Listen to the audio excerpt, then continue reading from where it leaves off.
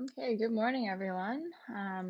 We're in our last lecture. It's our final exam review. So as always, a couple of announcements.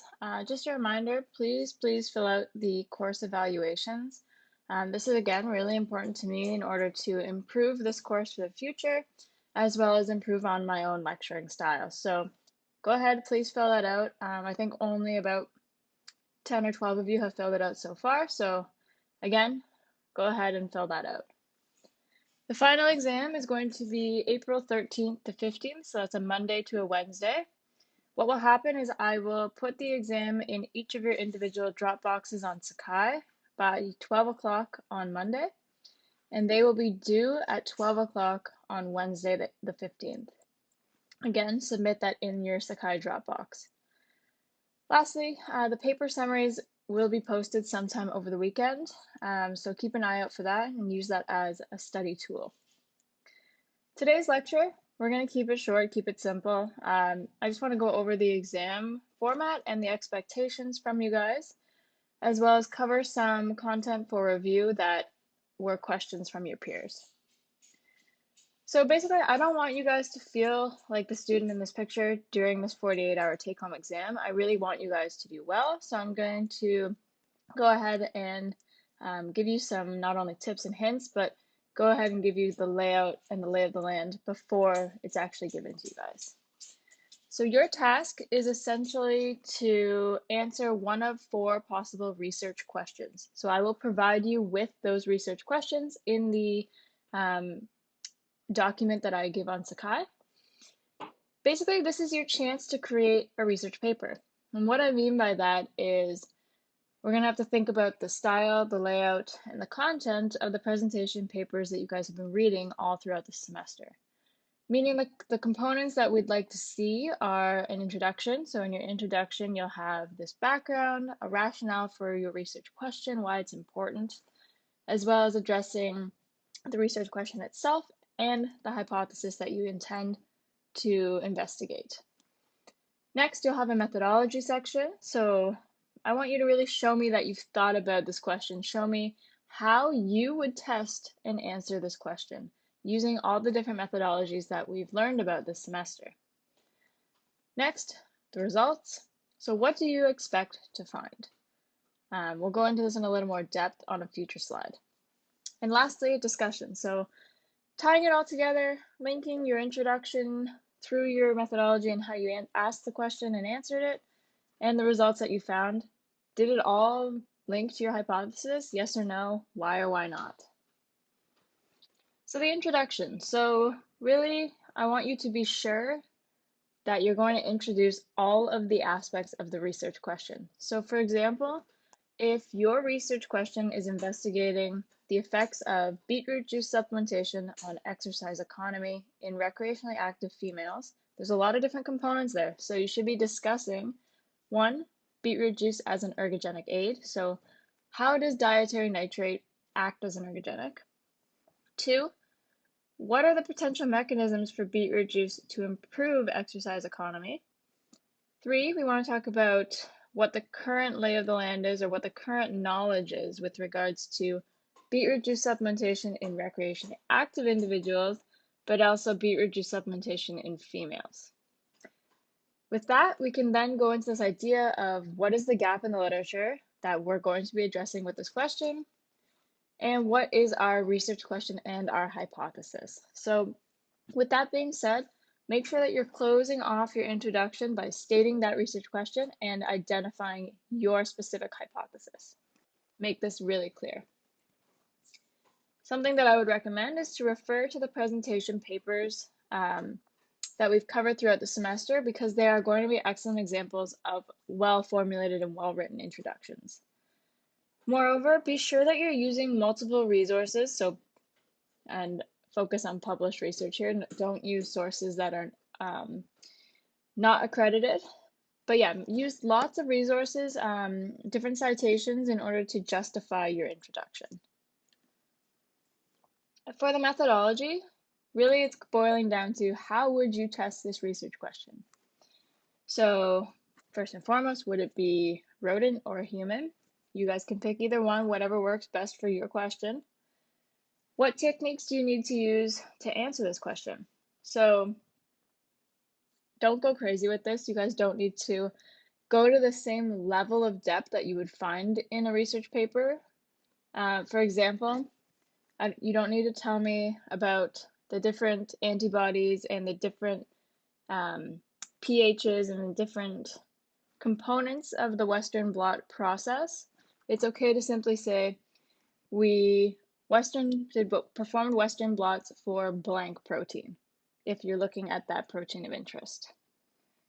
Furthermore, do not go into statistics. I don't care about that for this course. You don't need to show me that you know what a two-way ANOVA is. It doesn't really matter. Just show me that in your written part of your results that something was significantly different than something else. Again, refer to the presentation papers for good examples and for different types of methodologies that you like to use within this assignment. My hint to you guys is keep it clear and simple. Specifically, keep it clear. So again, don't go crazy with details. Just make sure that it's to the point and highlights what you need to do to answer that question. Alongside that, make sure that you're actually testing the question that you're asking. So if it says blank drug increases estrogen levels, make sure that you're showing a rise in estrogen levels as this quality control check.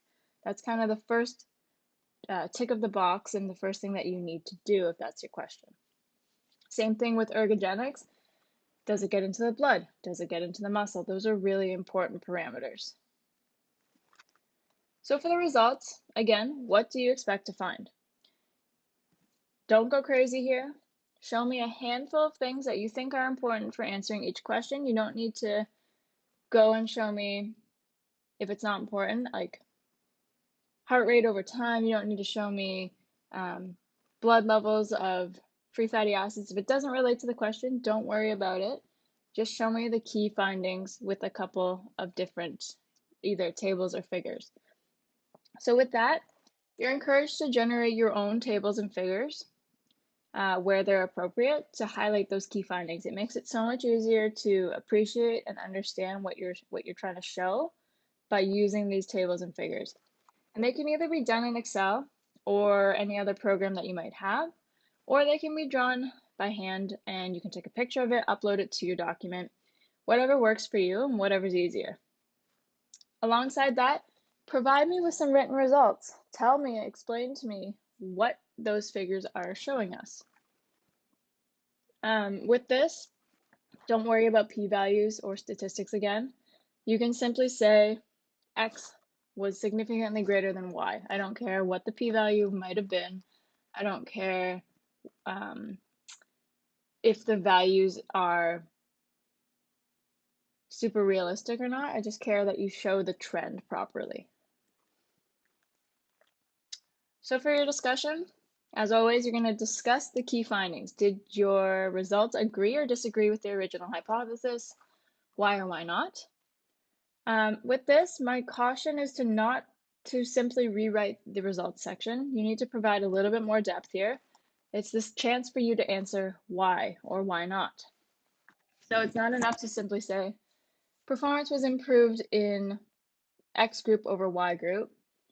We have to speculate in this section and say, performance is greater in X group than Y group because potentially a greater reliance on phosphocreatine.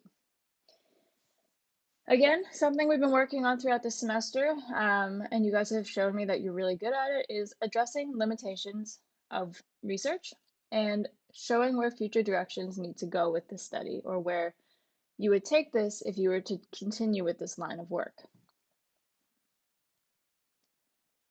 So what tools will be important for this exam? First and foremost, the paper summaries provided by your peers will be extremely important. This is going to be a quick guide to help you find key methodologies that you would potentially like to use or to refamiliarize yourself with different key concepts related to specific topics that your question might pertain to. With that being said, you have access to all of the full papers that we've read throughout the semester. They're on Sakai still. I would consider reviewing or organizing these within your own notes ahead of time. And I would consider reviewing the research design and methodologies lecture from the first half, so that's lecture 4, as this will maybe jog your mind and jog your memory in terms of things that might be important to use as a tool when you design your own study. With that, I'd like to just delve into a little bit of content review based off some questions I received. So first, we'll just go in order. So aging is the first topic we'll cover. So the first question was to review mitochondrial morphology, specifically fusion and fission events. So really, what mitochondrial morphology is it's specifically the shape of a mitochondria, and we know that the shape can influence its function. So normal kind of cell division, you guys have obviously talked about that in biology classes all throughout high school, probably first year as well. But basically, same idea, mitochondria are constantly undergoing joining, splitting apart, joining, splitting apart, and that's called fusion and fission. And this is important in order to ensure the health and the function of those mitochondria. Specifically, fusion is when two separate mitochondria fuse together. Makes sense? And fission is when those two mitochondria now split apart to form separate and now quote-unquote new functional mitochondria. So what we discussed in the context of aging and mitochondrial function was this idea that the ratio of fission to fusion is typically considered 1 if you're young and healthy, so fusion and fission are kind of occurring at an equal rate. But what we actually see in older adults is this idea of a increase in the ratio of fusion to fission, meaning that the mitochondria are probably fusing together more often than they're actually splitting apart into separate mitochondria. So if you're taking two mitochondria, joining them together, and they're not splitting apart as quickly or as often as they normally would in a young adult, this actually creates large and misshapen mitochondria. And remember, if we come back up to the top point on the slide, the shape of the mitochondria influences its function. So these large misshapen mitochondria don't generate ATP as well. And really, we talked about this in the context of insulin resistance and potentially diabetes, where if we can't oxidize fats as well, so produce ATP, what's going to happen is that with this impaired mitochondrial function, less fats are going through that mitochondria and not being oxidized, and we can have this accumulation of lipid intermediates that are not being oxidized, which we know can impair insulin sensitivity. So the next thing I want to talk about, and the question that came up from this was really linking reactive oxygen species and insulin resistance. So the first slide I want to go over with respect to this is this idea, again, tying reactive oxygen species to mitochondrial function. So looking at this kind of study here, what they did was in rodent animals, where they compared wild-type mice to these mice that had a lack of an antioxidant defense system, so SOD2 knockouts. But really what I want you to do is just to focus on the wild-type mice, the young and the old here, because I think that's where the bulk of the story resides. So what we're going to do is look at the top figure in the corner there, looking at oxidative damage. So on the left-hand side, 3 to 6 months, those are young mice, and on the right side, 26 months are old mice. The black bars is really what we're focusing on, those wild type. And we see that the black bar in the old group is significantly higher than the black bar in the young group, meaning that the oxidative damage and the oxidative stress was significantly greater with age. Now, if we want to link that to mitochondrial function, what we also find, so again, moving down to that middle figure now, complex 1 and 4, so different mitochondrial complexes and how they actually work with youth and old age. What we see, again, focusing on those black bars only, in the 6 to 8 months, so young, and the 28 to 29 month, so old, what we see is that mitochondrial complex 1 and 4, or 1 and 5, have significantly reduced function in the wild-type animals from young to old, meaning that there's potentially this link between increased oxidative stress translating to impaired mitochondrial function. And kind of last but not least, a gross marker of mitochondrial function is ATP synthesis.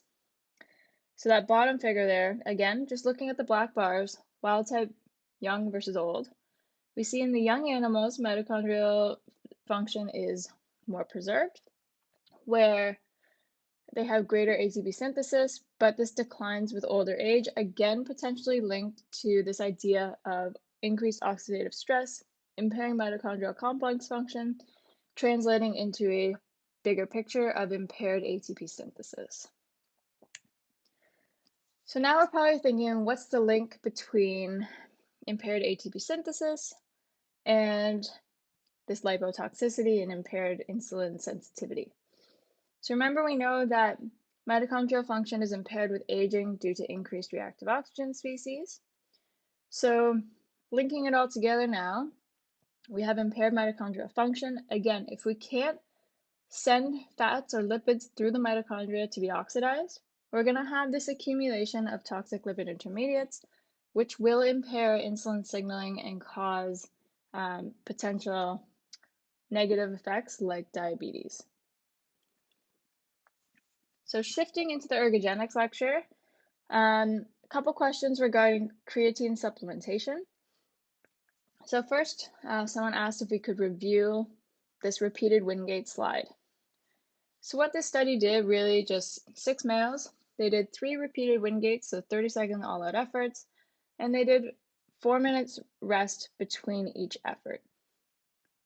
The figure here is just showing you the substrate utilization during the first Wingate in panel A and during the third Wingate in panel B. So really big picture, all I want you to take away from this slide, and the biggest thing is that phosphocreatine levels, so those white bars, obviously they're used in the first 6 seconds of that high intensity effort. They're really that immediate rapid source of high intensity energy. But the idea is that between bouts 1 and 3, phosphocreatine levels are basically replenished to original levels with just 4 minutes of rest. Moreover, the other thing I want to highlight is that with repeated Wingates, the contribution from aerobic metabolism increases. This is as the enzymes involved with aerobic metabolism are turned on. They're slower to turn on, remember that. And really at this point, the glycolytic enzymes would have been contributing more rapidly to the first bout when those aerobic metabolism enzymes hadn't really been turned on yet. So the next question was regarding creatine, was looking at the creatine loading regimes. So the question was, why do creatine levels keep rising in the rapid loading protocol, even though they stop supplementing after 6 days?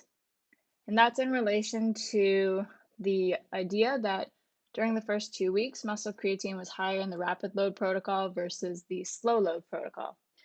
So the thing I want to clarify here is that it's not necessarily still rising after that 6 days of rapid supplementation, but we're going to see this quick rise, quick peak, and we know that creatine levels, they do decline within the muscle, but we see that they decline at a fairly slow rate. So if we get this rapid, massive rise and a peak and a slow drop off, we're still going to have a higher levels within the muscle, within the blood, specifically within the muscle, for longer periods than the slow load protocol, where we're going to be gradually and steadily increasing those muscle creatine levels.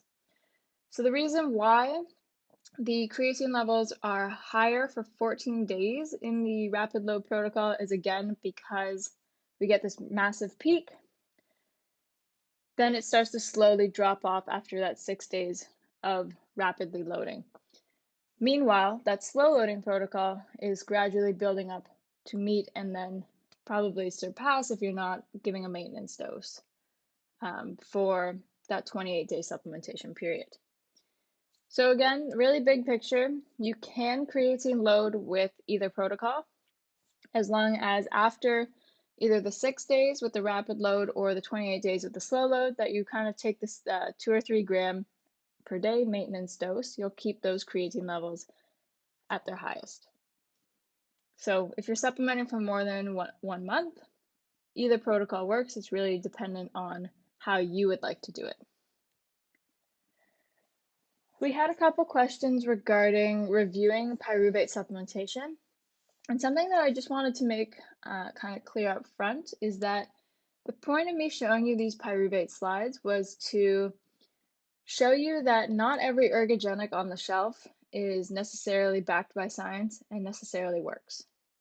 So pyruvate is one of those examples where maybe it has an effect in rodents, but when we take it to a human context, it's not necessarily feasible and doesn't necessarily deliver the same results. So we know pyruvate is this glycolytic end product where in our aerobic glycolysis, we have acetyl-CoA formation, and in anaerobic glycolysis, we shift towards lactate formation. But in the context of ergogenics, it's purported as this weight loss supplement or a potential performance enhancer. So pyruvate and weight loss. In rodents, there's some evidence that pyruvate supplementation might reduce food intake, it might increase energy expenditure, increase fat oxidation, or increase thyroxine, which is something that's known to stimulate metabolic rate. So there's a couple avenues that we can look at with regards to pyruvate and how it might facilitate weight loss. So we'll start with pyruvate and energy expenditure. This study was conducted in rodents. And what we see is that there is a significant increase in energy expenditure with pyruvate supplementation. But what's important here, and what I want to show you and draw to your attention, is a couple of flaws with how this might actually increase energy expenditure from what we know from class. So we see that the respiratory quotient, or the RER, is not different between the two groups. And we know that in order to calculate energy expenditure, we need VO2, RER, as well as the amount of time. So if the RER is not different, it's interesting to think about how it's even possible that the energy expenditure might be different between the two groups. Moreover, we know that thyroxine might increase metabolic rate, which would be another way we could increase energy expenditure. But these authors show a statistically significant increase in T4, or thyroxine. However, what we know is that T3 is actually the metabolically active form, and the form of that actually increases energy expenditure. So there's no change in the form that increases energy expenditure, which again brings to question how they actually saw an increase in energy expenditure in this study, and it kind of makes you question the results. Next, we can think about food intake. So this study, again, performed in rodents, female obese Zucker rats. They were put on a diet that was either a normal ad libitum diet or a diet that was with pyruvate, DHA, or a combination of pyruvate and DHA. So what I want to highlight here is that pyruvate smells great, but it actually tastes awful. So maybe in these rodents, it leads to this kind of food aversion, or, it tastes bad, so I don't want to eat it. Another thing I want to highlight here is that the diet that they had with pyruvate in it was about 10% of their energy intake from pyruvate, meaning that this would be about 250 calories or more than 60 grams of pyruvate to consume in a day. That's an absolutely massive and unrealistic dose. If you think about any ergogenic that you would consume, it's typically in a small capsule that would be probably less than a gram. Regardless, what these authors found was that pyruvate decreased food intake, and it also decreased weight gain in these female obese Zucker rats. So again, less food consumed obviously results in a lower body weight, but it might be because this pyruvate tastes so bad that these rodents just decided they don't want to eat.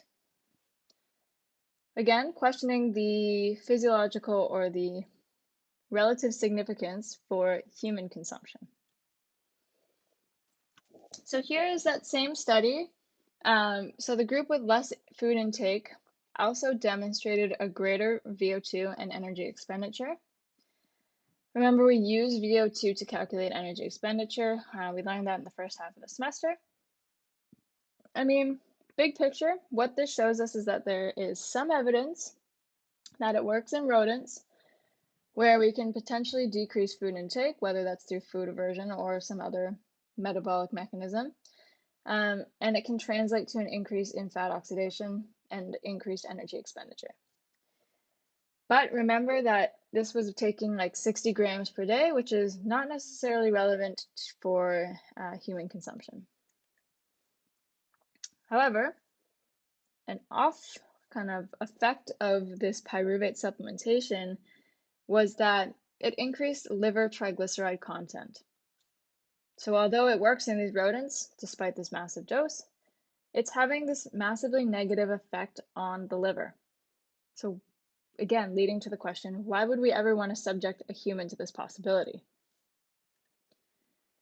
Nonetheless, people have gone and done these studies in humans where we look at weight loss following pyruvate supplementation in obese women. They did 21 days of supplementation where the placebo group and the pyruvate group both were on a 500 kilocalorie liquid diet. So someone else has asked this question on why this 500 kcal liquid diet was provided. Doesn't seem realistic. It's not realistic. It's actually very impractical, but really what they wanted to do was induce rapid weight loss in both groups and see if pyruvate supplementation could augment that weight loss. So what they did was they provided one group with placebo and one group that had 25 grams of pyruvate. Again, remember that most supplements come in capsules that are a gram or less. So is it reasonable to take 25 of these per day is really a big question here from not only a practicality standpoint, but also a financial standpoint too. What they found though, regardless of what taking 25 grams of this pyruvate per day, it resulted in a little bit more weight loss than the placebo group. Again though, note that they're supplementing with 25 grams per day, which is, again, this massive dose, and we don't really know if it has implications on liver triglycerides like it did in that rodent study. And interestingly, the studies using lower, more practical doses have shown no effect of pyruvate on weight loss in humans. So we know with any ergogenic, in order to know if it's actually going to cause some kind of effect on health or performance, we need to know if it actually gets into the blood and then into the target tissue. So the target tissue being skeletal muscle. So this study looked at just plasma levels, blood levels of pyruvate following 3 different doses, 7, 15, or 25 grams. And you guys can see just looking at that figure, those lines are totally overlapping one another with no difference from the 0 time point to the 240-minute time point. Pyruvate, regardless of the dose, does not seem to accumulate in the blood. If it doesn't accumulate in the blood, do you think it would even get to the target tissue? Probably not. If it doesn't get to the target tissue, will it have the opportunity to affect athletic performance? Again, probably not. And that was shown and proven in this Morrison et al. 2000 study, where they took 7 well-trained male cyclists and they assessed performance after 1 week of pyruvate supplementation, so 7 grams per day. They did this high intensity aerobic effort, so 75 to 80% VO2 max until exhaustion, and they found, looking at those 2 black bars, absolutely no difference in performance between the placebo and the pyruvate group, which is probably not surprising, seeing that the last slide showed us it doesn't even accumulate in the blood, so what's even the likelihood that it would get into the muscle or have an opportunity to affect performance? So someone else asked if, from a practicality standpoint, we can overconsume these ergogenic aids. Is there some kind of toxicity or too much of a good thing that can be associated with this? I'm not a doctor, so I can't tell you for certain, but generally overconsumption is going to result in increased side effects that are commonly reported. So from my understanding, it's pretty hard to overdose. For example, caffeine is usually delivered in 200 milligram doses, but you would have to take upwards of 30 grams at once in order to overdose. So again, it's pretty hard to consume that volume of an ergogenic in order to cause these pretty negative effects. But we will see that increased consumption can exacerbate any existing side effects. So whether that's bloating with creatine, paresthesia is kind of tingling of the skin that's associated with beta-alanine supplementation, or even with caffeine, it could be things like jitters or nervousness or anxiety. The only literature out there that I know of with kind of a toxicity or a negative effect on internal organs would be the overconsumption of creatine, which can cause stress on the kidneys and the liver in order to process it.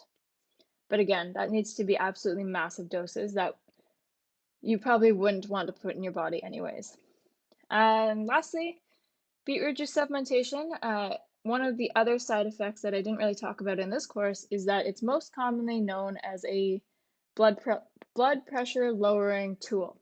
So it's actually commonly used in hypertensive patients to naturally lower their blood pressure, and it can have an effect of like 8 to 12 millimeters of mercury on systolic blood pressure, which is insane and rivals antihypertensive drugs.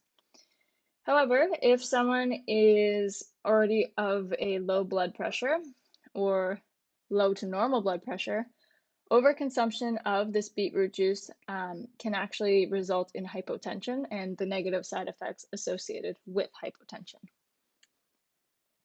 So environmental stress, there's just one slide I want to go over here. So someone raised a really good point on this study that measured body composition and skeletal muscle mass in different populations throughout Taiwan. The only thing I want to highlight on the slide is that someone brought this to my attention, and I should have mentioned it earlier, is that one, this is the first study of its kind, and I thought it was just kind of interesting to show you guys that there is research out there trying to link air pollution to skeletal muscle metabolism, but it's 100% correct that this could be correlational. There is no other study, to my knowledge, that actually investigates this in a laboratory setting, and it'll be really interesting, as you guys can see, this paper was published in 2019. It'll be interesting to see where this field goes in the future and to see if, I don't know, this applies to a rodent model with air pollution down the road, and if there really is this true existing link between pollutants and increased fat mass and reduced skeletal muscle mass. So again, take this with a grain of salt. It's an interesting preliminary finding, but it's definitely not cause and effect for sure yet. So the last thing I want to highlight here for the rest of this review lecture, and a big hint is that this is important. I want to go over insulin and glucose uptake, or insulin stimulated glucose uptake, one final time, and then think about the different contexts that we have actually talked about insulin stimulated glucose uptake in the back half of this course. So if you're going to study one thing, I'd probably review this and review how it applies to the different topics in the back half of the course. So again, insulin-stimulated glucose uptake, big picture, it's this insulin signaling cascade based off phosphorylation that brings GLUT4 from its intracellular depot to the plasma membrane of skeletal muscle to bring up glucose. The long story short is that these phosphorylation cascades result in AS160 communicating to that GLUT4 vesicle, again, bringing it to the plasma membrane. We take up glucose. Once we're done taking up glucose, those GLUT4 receptors move back into that intracellular space. So how does that actually happen? So first and foremost, insulin has to bind to the insulin receptor. So remember, the alpha subunits protrude to that extracellular space. Beta subunits are protruding into that intracellular space. So insulin binding to its receptor, the beta subunits become active.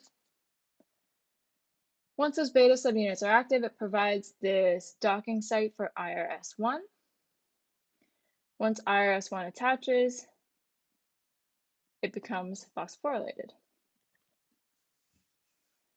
Phosphorylated IRS1 then serves as this docking site for PI3K. Active PI3K then phosphorylates PIP3, or phosphorylates PIP2 into PIP3. This PIP3 can then activate either PKB and PKC. Once protein kinase B and protein kinase C are active, they communicate and phosphorylate AS160. And remember, AS160 is that final step to communicate with that GLUT4 vesicle and bring it to that plasma membrane for insulin-stimulated glucose uptake.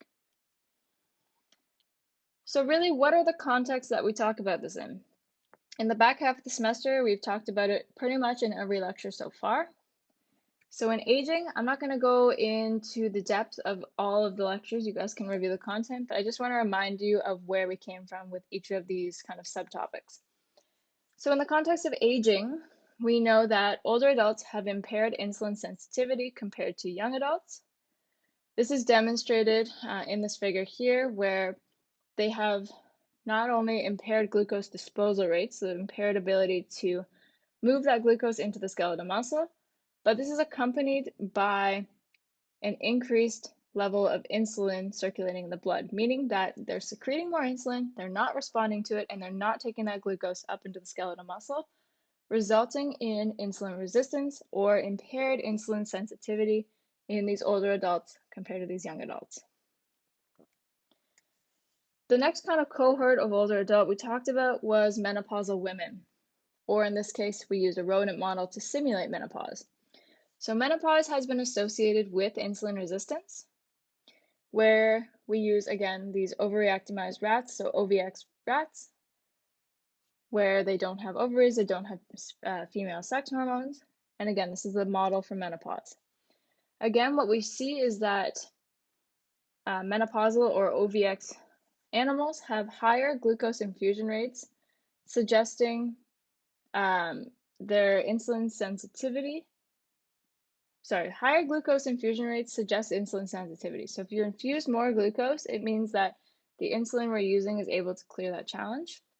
But what we see in these OVX animals is a lower glucose infusion rate.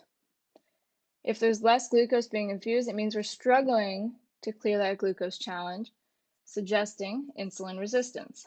So that's panel A there. We see again in these OVX animals, lower glucose infusion, meaning more insulin resistance.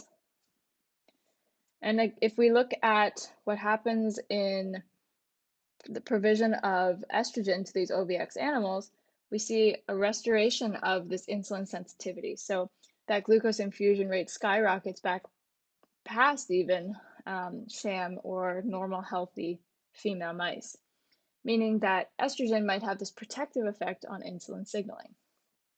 Similarly, this study also looked at insulin-stimulated glucose uptake. Again, same results. The OVX animals had impaired insulin-stimulated glucose uptake, suggesting insulin resistance. Providing these OVX animals with estrogen restores them back to their normal, healthy, young counterparts. Again, suggesting estrogen plays this key role in insulin sensitivity. The next place that we talked about insulin sensitivity or insulin resistance was with respect to air pollution. So this study looked at rodents who were exposed to clean air for 10 months or polluted air for 10 months.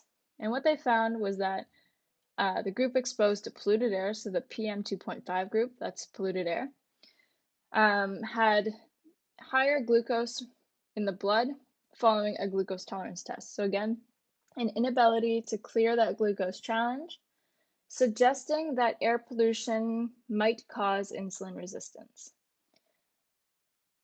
And what we saw in the pollution lecture is also this idea that it might be in conjunction with a reduction in mitochondrial content associated with air pollution. Importantly, the study's been also replicated in groups that have pesticides applied to their food, rodents, of course, and the exact same things are seen. So any kind of environmental pollutant, whether it's pesticide, whether it's air pollution, they trigger the same effects that are negative on insulin sensitivity. So that's really everything that I have for you guys. I want to take the time to say thank you for a great semester. It's been a pleasure teaching you guys. Again, if you need me at all throughout now until the final exam, you can reach me via email. I am available through Skype, Google Hangouts, or any other platform that you would like to connect on if you have questions. Beyond that, again, please, please, please fill out the course evaluation. This is, again, really important, not only for my own teaching kind of growth and development, but also if you guys provide feedback on lecture capture, we can use this as a means to communicate with higher ups at Brock to try and implement lecture capture as a normal thing for other courses as well. So your feedback is very important here. Again, thank you for a great semester, and I hope you guys are all taking care and staying safe.